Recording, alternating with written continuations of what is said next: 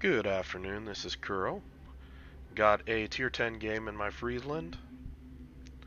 Going over the matchmaking, really light radar, only a Salem, so I'm really happy to see this. We do have a Smolensk that's driven by a good player in Cute Clan um, that I'll have to watch out for him. DD threats, I'm outspotted by almost anything. The Mogador, could potentially be a threat depending on how he plays, plus an enemy Friesland. So the map is Tears of the Desert. It's improved Epicenter, and I'm gonna start out playing how I believe that a destroyer on the flank should play. And really, in my opinion, the outer two rings, uh, those should be contested by battleships and cruisers, and the middle DD needs to contest the middle ring. The If you have a fourth DD like we do here with the Daring, he can contest the middle ring to save a cruiser from trying to do that. But it's it's uh, it's not good when you try to force the two flanking DDs or the two DDs on the furthest flanks to try to go into the epicenter immediately. And the reason why is you lose all sorts of vision about what's pushing up through here. Uh, and that can have really negative impact later on in the game. Now, this is another thing about Epicenter is I see it all the time where you have a DD that sails in, they cap one ring, they sail into the next ring, they cap that, uh, but they keep sailing into a ring, and if nothing's supporting them, you coming in just a few seconds later after they cap, you're able to back cap it and take control of it pretty easy. Now, I'm coming up here and I'm just sniffing around. I am located, so I know that there's most likely a DD nearby. Now I'm no longer RPF detected, and I'm not seeing anything down here right now, so I'm going to go ahead, I'm going to turn in. And when I turn in, I catch a quick glimpse of the Smolensk. When he shoots, Mogador pops up.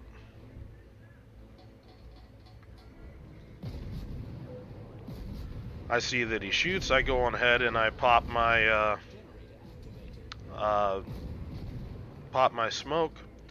Mogador is making the mistake of trying to rush me. Popping my hydro just to avoid any sort of torpedoes. He could be torping me when he's doing these sorts of maneuvers. And I'm just going to dial in on this guy and just start lighting into him. Want to try to stay outside 2.9 kilometers. Dodge the torpedoes. And that's a dead Mogador. You do not want to try to rush this DD and smoke if you're another DD. I don't care what that DD is. This DD will hurt you if you try to do that. And it will make you look very foolish.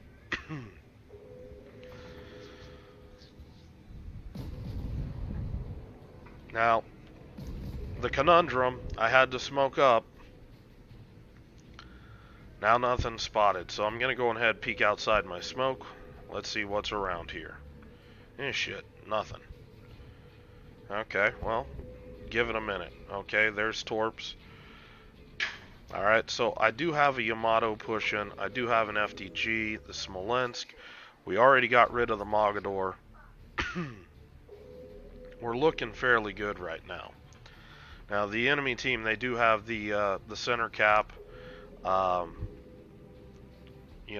These points we do need to pay attention and watch. However, it looks like we're pulling. We have a slight ship or points lead on them just because of the 2 kills. But I don't think that that's going to last long with the rings contested and them having the middle ring. Here, I'm just going to try to get some pressure in on this Yamato. Try to use my smoke as long as I can. And that's really all this is the HE really doesn't amount to much, but with this 11% fire chance, you really start getting an ability to start pushing things around the map, start applying pressure. Battleship players, uh, particularly the good ones, if you force them to DCP, they're not really looking to push. If you force them to repair, they're going to start thinking about either slowing down or pulling back, because they always want to be able to have, some sort of damage mitigation available to them.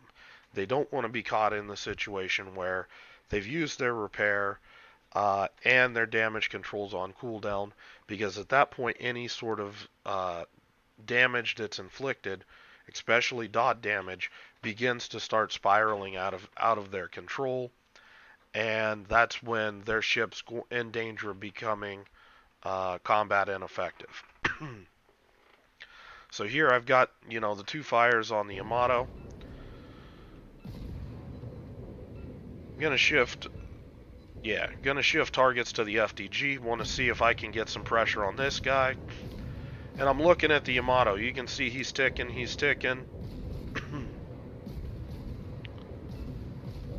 I'm trying to spread my shots out on the FDG so he will, maybe I get multiple fires on different zones of his ship. Smolensk had peeked out, and just gonna go dark here. You can see, even as rapid firing as this ship is, 4 guns do not equate to how many damn barrels are on that ship. So when he pokes me, I'm just gonna disappear. Not my time to fight. I have no interest in fighting in the shade. So you can see Yamato most likely blew his damage control. I'm gonna call target on this Smolensk. He's a really squishy ship with a lot of DPM. And if we can eliminate that guy, that's going to go really well for our team. Now, let's talk positioning for my team and the enemy team. My team has went heavy to the south. This really is only a holding force up here. The enemy team also has mostly gone to the south. So that's telling me that I really shouldn't expect too much in the way of pushing, that kind of thing. The issue that I'm having is some of the HP disparity between these guys here, the Yamato, their FDG. They've got more HP than our FDG, our Soyuz, this Neptune, and myself. Aside from us getting the early destroyer kill up here, which definitely helped us at this point, because if this Mogador was sailing around here just farming these battleships, it would really make life difficult for these guys. So what I want to do, I want to try to keep things spotted as much as I can for my team. But above all, I need to start getting some pressure out on these battleships, because I don't want to see this situation where the FDG, he's running for his life right now. He's probably going to go down. And that means that these two battleships can pretty much take a run right at my Soyuz and my Neptune. And there's not too much these guys can do about it outside of the Neptune's torps. I don't have torps to really block them from making this play. So it becomes really important for me to get that pressure on them where they're feeling like their HP situation isn't really in a good situation, and that's going to help encourage these guys not to rush into my team.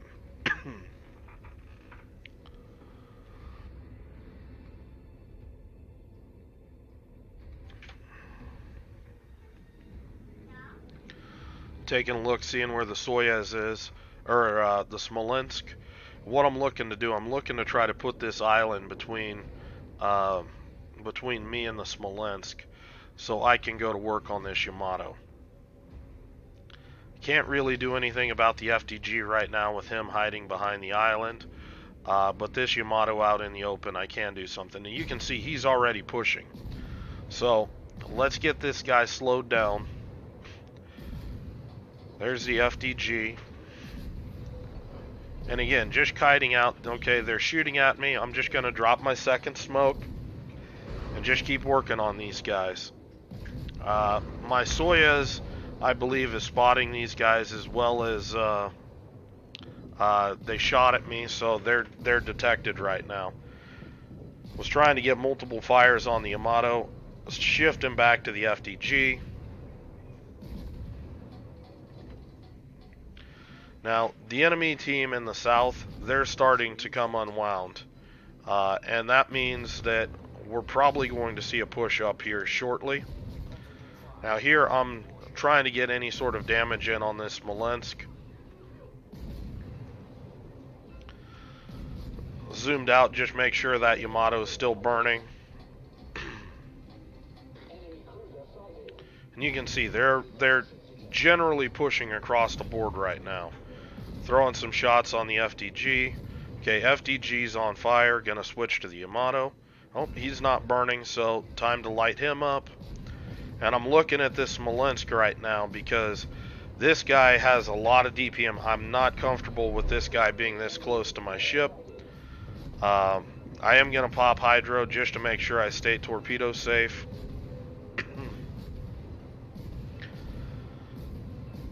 Now, other videos I talked about creating a situation where battleships can't rush your smoke. This is the other situation that I'm talking about. I'm up here doing the God's work.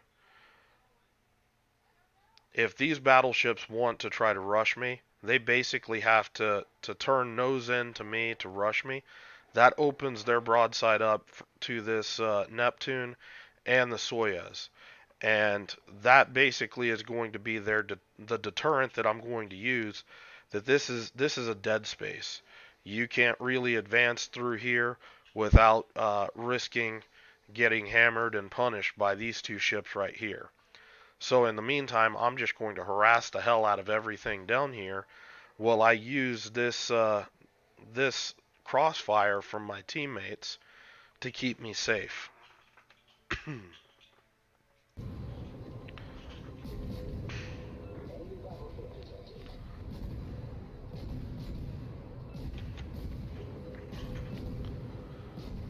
I think Yamato has DCP'd at this point, so I'm just trying to get any sort of follow-up damage on him because I think he's vulnerable right now. Plus, this FDG is not really in a position where he can really shoot at my team.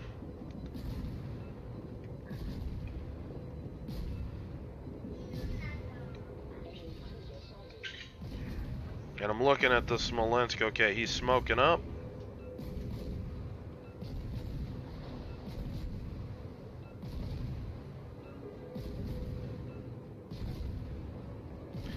And I'm going to just try to take this Yamato out.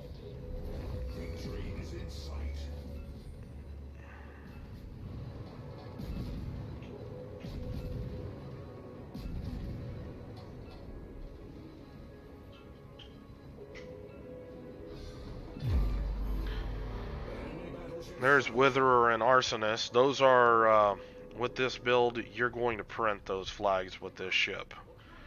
So if you're looking at farming those flags for your account, the ship is going to do a very nice job for that. Now here, just being patient, this FDG, I know he doesn't want to push against all of these destroyers coming in here. He's going to start backing up. And I'm just going to start going to town on this guy. My next smoke is, it's quickly coming back up. Got a fire. Now I know this Smolensk is going to be popping up here shortly because his smoke's going to be running out.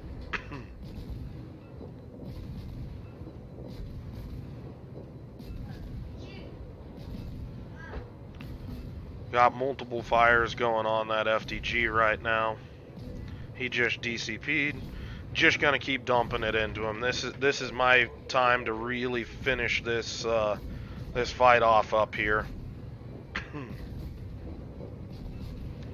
Now, remnants from the enemy team in the south, they're starting to to push up. So, okay, the Smolensk popped up. He's too close to me. Um, I can't deal with this sort of fire for long. I do have the two unrepairable fires on the FDG. His damage control is definitely down. He's done. I am going to shoot at this guy, just make sure that we get him off the board, nothing funny happens. Um, but now we're dealing with the final desperation push. Everything from the south is pushing north. So I've got the Azuma, I got a Soyuz of their own, plus the Smolensk, all pushing up here.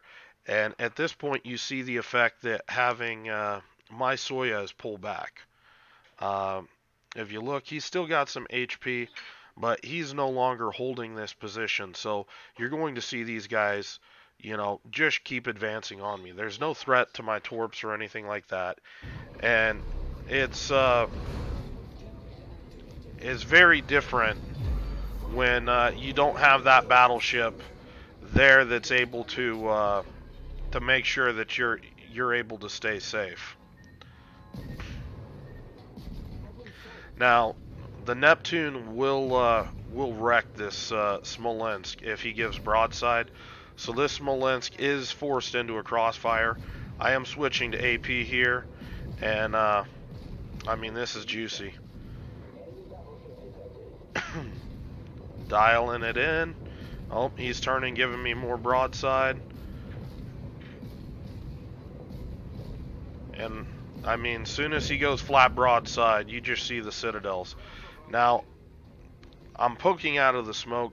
In hindsight, that's a mistake. The Smolensk does have torpedoes. I thought I was going to get torpedoed. And, yeah, it just didn't, that didn't materialize. So, I'm just, speed juking these guys. Made it look like I was going full speed. And just timing when I think these guys are going to shoot me. Just slow down, let them shoot right by me. I'm going to try it again a second time, but it's not going to work. Azuma does what Azuma does. Gonna just try to finish off this Azuma.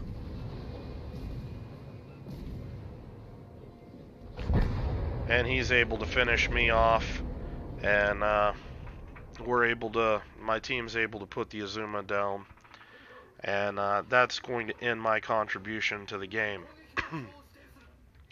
So, really important to kind of take a look at my positioning, how it changed over the course of the game depending on my battleship's positioning, and how I was using that to give me space where I couldn't be rushed in the smoke without them really exposing their ship in a dangerous manner. That's the type of things that you're going to have to think about when you're playing this ship, because you don't have the typical destroyer torpedo armament to keep you safe in your smoke. um, so at this point, this game is pretty much just a mop-up operation, and there we go. With that last kill, the points just tick over, and we're good to go.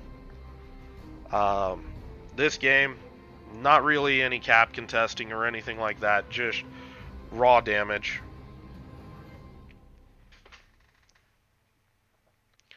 $181,000. It's, I mean, 18 fires. That can tell you the fire starting potential for the ship. The important thing is, um, you know, this, while that's a big number, it's mostly battleship damage. Uh, it has its place, but uh, definitely the more impactful damage over the course of the game was definitely the initial engagement that I had with the Mogador. Just getting that guy off the board immediately really helped my team. I mean, you can see, just this FDG didn't get as much pressure because he was sitting behind an island most of the game. So I couldn't really shoot this guy up like the Yamato. So the Yamato really drew a lot of my attention. Smolensk, um, once I got into a position where that guy really was opened up to me, I went to town on him. Um, and that was another decisive engagement. That's another really important ship to get off the board. Taking a look, um, still a lot of non-pens. To be expected, sort of, because I'm shooting at bow-end battleships and things like that. You're going to have a lot of HE shatters with that sort of thing. Um, take it back here for a split second. Talk about the economy. Pretty solid rewards. Now, granted, 180k damage with destroyer with a good chunk of cruiser damage. You know, that's nice. That's what a tier, basically a tier 9, you know, sort of premium ship. It's not really a full premium, but that's what it gets you. You get the mad money there. Uh, XP wise, I don't really have a lot of flags on this ship right now. It's all, I think I'm only running 50% Commander XP, 50% XP flags, I think. So you can kind of see what's going on with the XP, kind of how you would expect this ship to earn. Uh, the games that I've played makes me feel it's pretty close to Black. Nustra Shimmy as far as performance wise. Now Black it gets a little distorted because of the special camo. For the XP rewards, Black just prints gobs of it thanks to that special token camouflage. Um,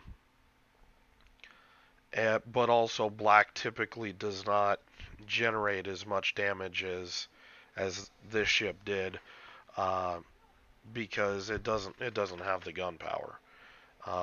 Doesn't have the fire chance, and its torpedoes aren't really a reliable weapon for damaging battleships and cruisers. It obviously, if you have games where you land them, you can really rack up the damage, but it is what it is. Black usually makes its money smaller damage games, but you're just it's a lot of destroyer damage, so it's a lot of high value damage, and you get paid ungodly sums for that sort of damage. Um, how I think this destroyer is going to fit in, I think I would have loved to seen this ship for this last rank season. I think it would have helped shake up some of the Kitakaze spam. Um, it's going to be really interesting to see how those two ships are going to work out. Um, as especially once we get another rank season at tier 9. I mean, I can't wait to see the interaction between these two. All the special DDs or all the tier 9 DDs. I feel all the tier 9 DDs are mostly in a good place, with the exception of Chungmu, Fletcher in particular. Um, Kitakaze, its concealment is just too low. Basically, it really should be 6.1, 6.2 kilometer concealment to try to pull some pressure, try to give some counterplay to Fletcher's and Chungmu's, that kind of thing. Uh, but I really want to see how this is going to work out with this ship in the mix. I could easily see this thing playing second line, behind your scouting destroyers, just pounding the hell out of any destroyer that gets spotted. You've got hydro, you've got all sorts of things. Once everything smokes up, if radar is not around, you got real heavy DD matchmaking like we did this last rank season. You can really make some nasty hydro plays with this ship, and I would have played this ship frequently in ranked. Um, So at this point, I'm gonna start thinking about how I'm going to scale these DDs as far as strength, and gonna hold off on calling it for probably till I have at least a dozen games in it. Um, and then I'll start reorganizing um, where I think strength-wise these DDs are. Is this ship going to knock Noostrashimi off the top of the heap, in my opinion? And we will see. So anyway, I hope you guys enjoyed the game. I know I kind of rambled on here at the very end. My apologies if you're still listening. Um, but anyway, if you have any questions or comments, leave them below. Hope you're having a good night, and I will talk to you later.